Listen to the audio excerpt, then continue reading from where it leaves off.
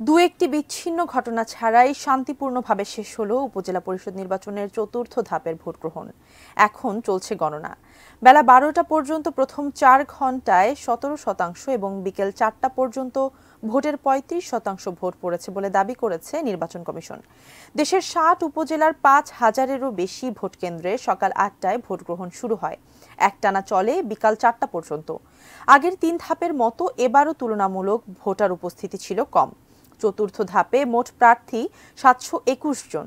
তাদের মধ্যে চেয়ারম্যান পদে ২৫১ জন, ভাইস চেয়ারম্যান পদে ২৬৫ জন এবং নারী ভাইস চেয়ারম্যান পদে ২০৫ জন প্রতিদ্বন্দ্বিতা করেছেন। মোট ভোটার ১,৪৭,৫৭,৮২০ জন। এ ধাপে ৬টি উপজেলায় ইভিএমে এবং বাকিগুলোতে ব্যালট পেপারে ভোট নেওয়া হয়েছে। কেন্দ্রগুলোয় চলছে গণনা। ফলাফলের অপেক্ষায় রয়েছেন প্রার্থী ও ভোটাররা।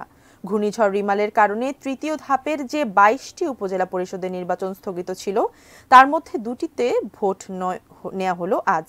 অবশিষ্ট ২০টি জেলায় ভোট হবে ৯ জুন।